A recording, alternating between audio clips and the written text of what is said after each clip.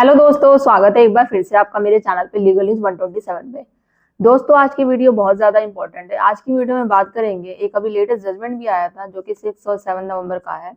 उसका जो लिंक है मैं डिस्क्रिप्शन में शेयर कर दूंगी। क्वेश्चन से रिलेटेड 498 जो है, पता है कि जब आप केस के लिए जाते हो, 498 हो या फिर डीवी का एक केस क्वेश्चन के लिए, तो आपका डिसमिस हो जाता है। ये जो मामला आया था अभी सुप्रीम कोर्ट का ही है, और सुप्रीम कोर्ट ने सिर्फ दो ग्राउंड पे ही, दो आधारों पे ही जो 498 का है जो क्वेश्चन कर दिया।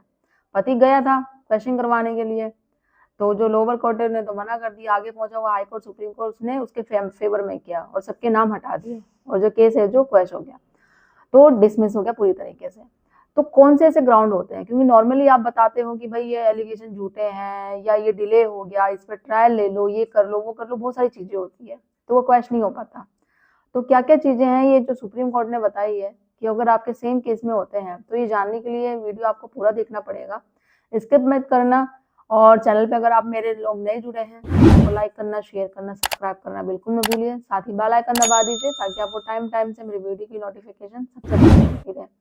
होता क्या है दोस्तों, तो पहले मैं बात करूंगी जो डीवी एक्ट का केस होता है।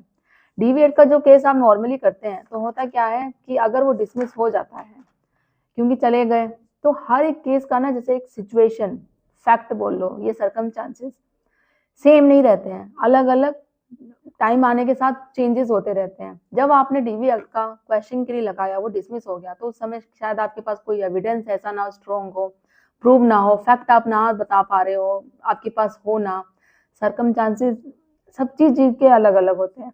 आने वाले टाइम में कुछ टाइम के बाद अब ये क्वेश्चन रहता है, भाई हमने तो लगाई थी हाई कोर्ट में, अब वो उन्होंने डिसमिस कर दी, क्या हम दोबारा लगा सकते हो क्वेश्चन डीवी एक्ट में?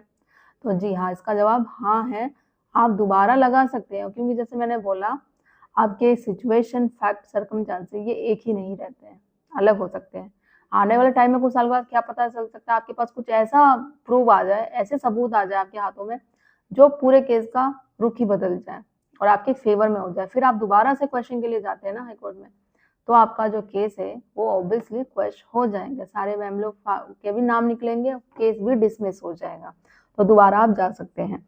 अब बात करते हैं इस केस में क्या हुआ, कि ये जो हाईकोर्ट, जो सुप्रीम कोर्ट ने बात कही कि वो जो नॉर्मली जो हस्बैंड वाइफ का झगड़ा होता है, पत्नी ने लगा दिया कि भैया मुझे ससुराल वाले मारते हैं, पीटते हैं, खाना नहीं देते हैं, मुझ पे प्रताड़ना करते हैं, पति पे भी वही चीजें लगा दी, ससुर पे लगा दी, छेड़छाड़ का आरोप लगा दिया, ये सारी चीजें लगा दी। और जब पति पहुंचा, कि उसने सिंपल ही क्या था, लीगल नोटिस, ये सब तो उसने आरोप लगाए थे, पति ने क्या किया था, पहले लीगल नोटिस भेज दिया उसको सिंपली, और पत्नी ने उस लीगल नोटिस के बेस पे क्या कर दिया, काउंटर ब्लास्ट कर दिया, मतलब उसपे ये 498 का केस कर दिया।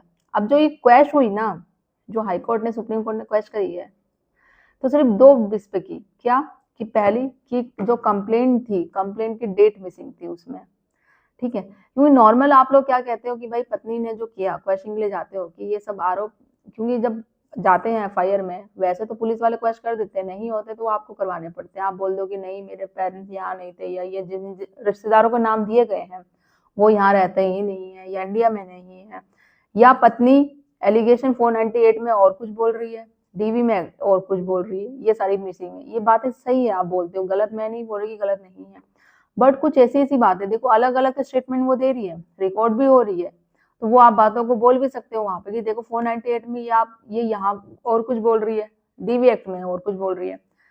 बट जो हाई कोर्ट ने, सुप्रीम कोर्ट ने किया, उस पर क्या केस में फैक्ट में गौर किया था, एक तो जो कंप्लेंट दी गई थी एफआईआर में, उसमें उसकी डेट मिसिंग थी, डेट नहीं बता पा रहे थे कि कब वो हुआ, कब नहीं कंप्लेंट दर्ज हुई। दूसरा कि पति ने लीगल नोटिस भेजा, उस बेस पे सिर्फ बदला लेने की भावना में पत्नी ने क्या किया, काउंटर ब्लास्ट किया, वो 498 का केस कर दिया। ये कोर्ट को साफ दिख रहा था, तो उस चीज में कोर्ट को क्लियर हो गया कि ये सिर्फ बदला लेने की भावना में, जब तक पत्नी ने कुछ नहीं किया था, जब पति ने सिंपल लीगल नोटिस भेजा, तो उसमें उसको बदला लेने के लिए, सबक सिखाने चक्कर में उसने काउंटर ब्लास्ट किया है, ये किया।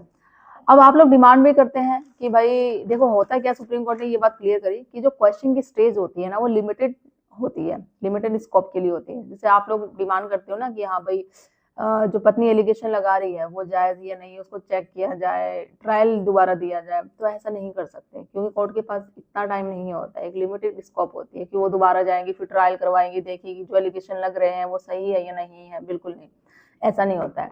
मैट्रिमोनियम में जो काउंसलिंग होती है, जो कॉमन स्टेप होता है। अब डिले होने का कारण ये भी होता है क्योंकि हो सकता है भैया कि पति वो काउंसलिंग करा रहा हो, वो घर बसाना चाहता हो, इस चक्कर में वो डिले हो रहा हो, तो जब तक वो ना पहुंचा हो क्वेश्चन के लिए, तो इस वजह से भी क्वेश्चन में वो नहीं जा पाता है, ये चीजें होती है। तो एफआईआर में जो प्राइमा फेसी जो केस होते हैं ना, तो वो होता ही है इस चीज में, ठीक है। तो ये चीजें हैं। अब इस पर ट्रायल पॉसिबल नहीं है, चला नहीं सकते, जैसे मैंने बोला कोर्ट के पास लिमिटेड स्कोप होते हैं, लिमिटेड, ठीक है। तो एफआईआर डिले होने का ये भी कारण होता है कि भाई डिले क्यों हो रहा है, ये भी बोलते हैं कि पहले क्यों नहीं किया, ये तो वो सब डिमांड होती है। मैट्रिमोनियम काउंसलिंग करा रहे हैं, मीडिएशन करवा रहे हैं, उस चक्कर में डिले हो जाता है। तो आपको क्या बात रखनी है, जो इस केस में ये पूरी डिटेल है, जो ये केस का जो आप डिटेल्स में पढ़ लेना, मैं इसका लिंक शेयर कर दूंगी, डिस्क्रिप्शन में दे दूंगी कि क्या क्या है, सारी डिटेल अच्छे से समझ में आ जाएगी आपको। ये अभी लेटेस्ट ही है 6 नवंबर का। तो केस की डेट मिसिंग होना, ठीक है, साथ ही कि पति ने किया, जैसे मैं आमतौर पर हमेशा आपको बताती हूँ कि आप जब तक पत्नी, बहुत केसों में होता है वो कुछ नहीं कर रही है, या जैसे आप डिवोर्स का नोटिस भेजोगे, ये सिंगल सेक्शन 9 का भी नोटिस भेज रहे हो, तो उसको लगता है कि पता नहीं कौन सा इसने नोटिस भेज दिया, इसकी हिम्मत कैसी हो गई, इसने मुझे कोर्ट का नोटिस भेज दिया, ये कर दिया। तो वो सीधा आप पे फिर बिना सोचे समझे कि भाई क्या चीज है, भाई अगर तुम्हें साथ में नहीं रहना है, घर नहीं बसाना है, तो सिंपल सी बात है, पार्टनर कोई तो स्टेप लेगा ही ना, आना है तो आ जाओ, नहीं रहना तो क्लियर मना कर दो, बट नहीं, सबक सिखाना है, परेशान करना है, ये चीजें रहती है।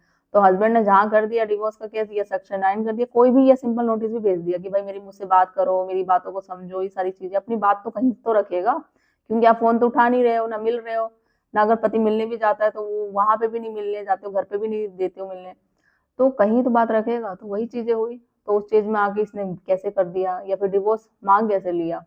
मैं इस ऐसे थोड़ी ना इसको आसानी से डिवोर्स दे दूंगी और ना इसके साथ रहूंगी। तो उस चीज में बदला लेने की भावना में पत्नियां क्या करती हैं, फिर काउंटर ब्लास्ट कर देती हैं और वो 498 कर देगी केस, या फिर डीवी का, डोमेस्टिक वायलेंस का कर देगी।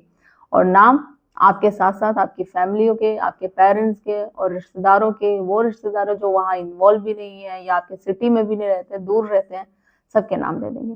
तो देखो, आपको घबराने की कोई जरूरत नहीं है। इस सिचुएशन में आपको कोई जेल नहीं होगा, कोई जेल नहीं बंद कर देगा जेल में जाके, या कोई सजा सुना देगा, फांसी चढ़ा देगा, ऐसा नहीं है।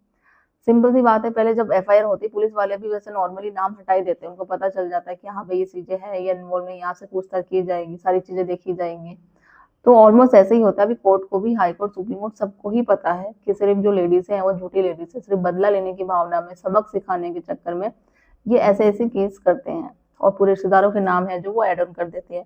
तो क्वेश्चन हो जाएंगे, और नहीं भी होता तो देखो हाई कोर्ट, आपको फिर नेक्स्ट क्वेश्चन के लिए हाई कोर्ट, सुप्रीम कोर्ट जाना पड़ेगा। आई नो कि सुप्रीम कोर्ट पे जाने के लिए, हाई कोर्ट में तो चलो चले ही जाते हैं, सुप्रीम कोर्ट में यह है कि थोड़ा ज्यादा अपना फाइनेंशियली भी देखा जाता है, पैसे भी देखे जाते हैं, हर किसी की बस की बात नहीं होती है। तो हाई कोर्ट में भी आप जाओ, ठीक है, एक बार नहीं होती क्वेश्चन तो दूसरी बार भी आप आगे जा सकते हो, क्योंकि हर एक बात, एक सिचुएशन अलग नहीं होती। उस समय आपके पास प्रूफ नहीं थी, फैक्ट नहीं थे, मेन है जो फिर हो सकता है नेक्स्ट टाइम हो। तो जो क्वेश्चन होती है ना, मेन तथ्यों के आधार पे ही, जो सही है, मेरिट्स के आधार पे ही होते हैं क्वेश्चन। तो बस वो आपको लड़ना है, एंड तक हार नहीं मानना है। तो आशा करूंगी वीडियो आपको अच्छी लगी होगी। कुछ हेल्प चाहते हैं तो ज़रूर बात कर सकते हैं। चैनल को सब्सक्राइब करना बिल्कुल ना भूलिए। जल्दी मिलती हूँ मैं कैसे इन्फॉर्मेटिव वीडियो के साथ, तब तक के लिए थैंक यू।